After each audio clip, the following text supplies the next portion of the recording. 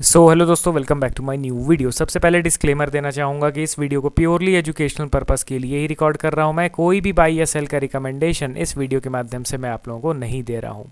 अब देखिए, आज इस वीडियो में टोटल 3 स्टॉक्स के बारे में बात करेंगे एंड ये जो 3 स्टॉक्स है ना, ये टोटली अपोजिट मूव कर रहे थे कल के डाउनफॉल मार्केट में भी। सारे स्टॉक्स नीचे गिर रहे थे, बट ये तीनों स्टॉक्स ने एक ज़बरदस्त बुलिश मोमेंटम पेश किया है। तो चलिए, पहला स्टॉक हमारे लिस्ट में आपके सामने है आइडिया फोर्ज लिमिटेड। देखिए, इस स्टॉक को मैंने वीकेंड में भी कवर किया था, मैं अभी दोबारा कवर कर रहा हूँ। करंटली अगर देखोगे तो 441 के लेवल पे ट्रेड कर रहा है।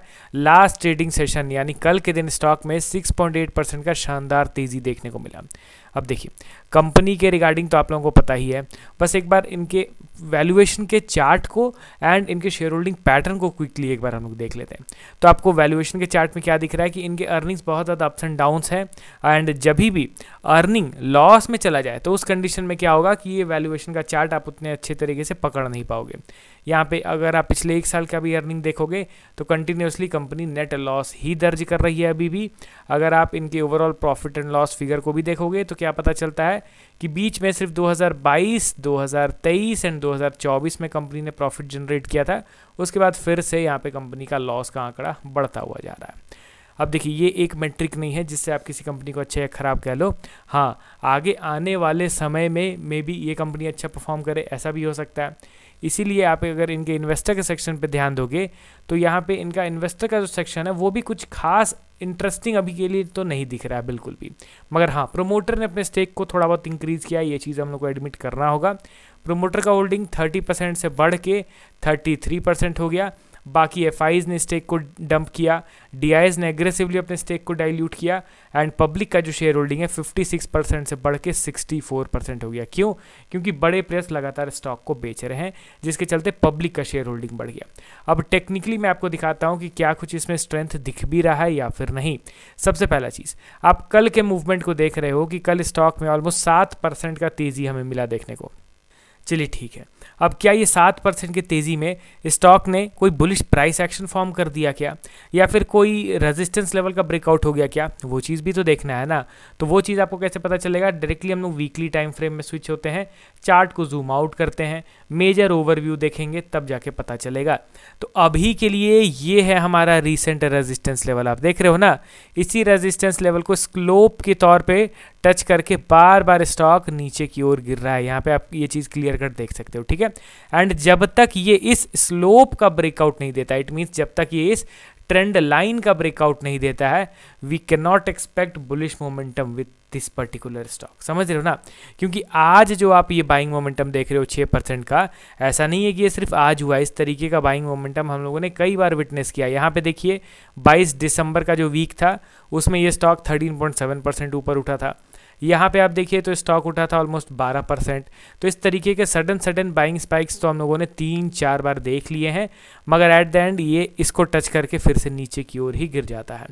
कल के दिन भी यही चीज़ हुआ है कि ये जो ट्रेंड लाइन है, इस ट्रेंड लाइन को टच करके ये फिर से नीचे की ओर गिर के ही क्लोज किया है। टाइम फ्रेम छोटा करूंगा तो आपको पता चलेगा कि देख रहे हो ना, ये वो ट्रेंड लाइन था एंड इस ट्रेंड लाइन को टच करके स्टॉक धीरे धीरे करके नीचे गिर गया। तो अल्टीमेटली मैं यही कहूँगा, स्टॉक ऑलरेडी एक बियरिश ट्रेंड में है एंड लोअर लेवल पे no doubt base formation is on the way.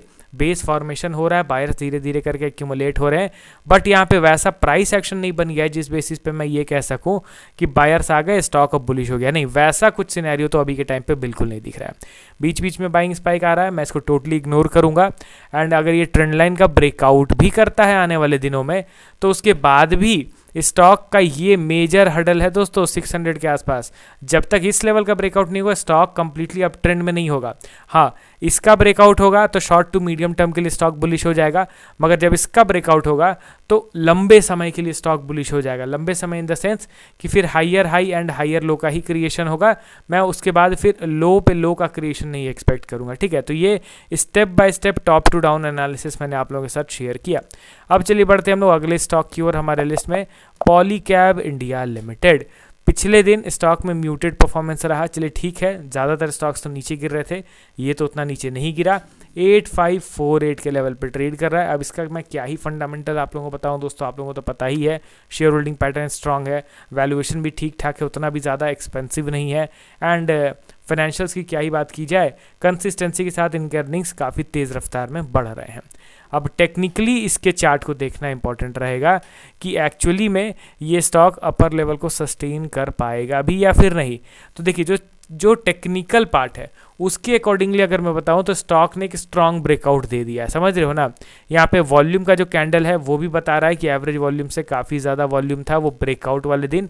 And देखिए दूसरा चीज़ कि अगर ग्लोबल सिचुएशन और ज़्यादा ख़राब हो जाते हैं तो चलिए तब तो ऑलमोस्ट सारे ही स्टॉक्स नीचे गिरने लग जाते हैं, मगर स्टॉक अगर मार्केट नॉर्मल बिहेव करेगा, यानी कि जो पैनिक सिचुएशन था वो शायद मंडे को ही बीत गया, उसके बाद मार्केट अब उस सिचुएशन को लेकर रिएक्ट अगर नहीं करता है तब मैं पॉलीकैब में डाउनफॉल नहीं एक्सपेक्ट करूंगा। मगर हाँ, अब दोबारा से कुछ वॉर एस्केलेट हो जाता है, कोई नया कंट्री उसमें इन्वॉल्व हो जाता है एंड सिचुएशन और ख़राब हो जाता है, तब तो फिर अच्छे खासे बुलिश स्टॉक्स भी फिर बेरिश में कन्वर्ट होने लग जाते हैं। एंड ऐसा बहुत कम होता है, किस्मत हमारा ख़राब है कि अभी ही हो रहा है जब ये स्टॉक ब्रेकआउट दे रहा है तब, समझ रहे हो ना। तो टेक्निकली अगर बात किया जाए तो स्टॉक एक ज़बरदस्त स्ट्रेंथ वाले पैटर्न को क्रिएट कर रहा है एंड अपने अपर लेवल पे सस्टेन कर रहा है। अब सारा चीज़ डिपेंड करता है आने वाले 2-4 दिनों में कि मार्केट सपोर्ट को ब्रेक करके नीचे गिरता है या फिर करंट लेवल से ही रिवर्स करता है, क्योंकि निफ्टी 50 अभी करंटली अपने मेजर सपोर्ट पे ट्रेड कर रहा है, ठीक है। एंड अगला स्टॉक सेम सेक्टर से बिलोंग करता है, कंपनी का नाम है KEI इंडस्ट्रीज़ लिमिटेड एंड दोनों स्टॉक्स में similar kind of pattern create हो रहा है। KEI इंडस्ट्रीज़ पिछले दिन 2.4% पॉजिटिव में जाके क्लोज होता है, मार्केट कैप अब बढ़ के 49,770 करोड़ रुपीज़ हो गया है। इनके भी शेयर होल्डिंग पैटर्न को आप देखोगे तो ज़बरदस्त, सिर्फ 15% का स्टेक पब्लिक के पास था जो कि और डाइल्यूट होकर 12% हो गया। इट मीन्स बड़े प्लेयर्स ने स्टेक को खरीदा है। वैल्यूएशन के चार्ट को देखोगे तो सेम जैसा पॉलीकैब में आपको दिख रहा है कि ना ज़्यादा ओवर वैल्यूड है ना अंडर वैल्यूड है, इन लाइन है। उसी तरीके से KEI इंडस्ट्रीज़ का भी जो वैल्यूएशन चार्ट है वो इन लाइन है, ना ही बहुत एक्सपेंसिव है ना ही बहुत सस्ता भी है, ठीक है। टेक्निकली अगर देखोगे तो इस स्टॉक ने भी एक स्ट्रॉन्ग ब्रेकआउट दे दिया है।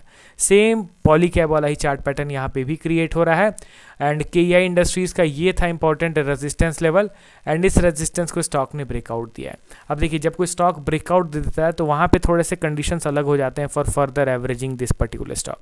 इसमें क्या होगा कि जब जब वो नीचे गिरेगा, मान लीजिए इसी तरीके से अब ब्रेकआउट हो गया तो क्या हर दिन वो ऊपर की ओर 90 डिग्री में मूव करेगा क्या? नहीं, बुलिश स्टॉक्स भी नीचे तो गिरते हैं ना, पुल बैक्स क्रिएट करते हैं। तो बस फ़र्क ये है कि डाउन ट्रेंड वाले स्टॉक्स में जब वो पुल बैक आता है थोड़ा सा तो उसको हम लोग इग्नोर करते हैं क्योंकि वो जनरली ट्रैप होता है, फिर एक न्यू लो का क्रिएशन होता है। मगर बुलिश स्टॉक्स जब ऊपर जाके पुल बैक क्रिएट करते हैं तो वहाँ पे हम लोग बाइंग अपॉर्चुनिटी आइडेंटिफाई करते हैं रेदर दैन सेलिंग। ये ढूंढते हैं कि कहाँ पे बाइंग अपॉर्चुनिटी मिल सकता है। तो अभी KEI इंडस्ट्रीज़ पॉलीकैब नॉर्मल तरीके से मार्केट बिहेव करेगा तो मैं इन दोनों स्टॉक्स में पुल बैक का इंतज़ार करूंगा, ठीक है। एंड मार्केट वर्सन होगा तो फिर ये स्टॉक्स नीचे गिरेंगे। अब आप अपना पॉइंट ऑफ व्यू शेयर कीजिए इन स्टॉक्स के रिगार्डिंग। मिलता हूँ नेक्स्ट वीडियो के साथ। Okay then, bye bye.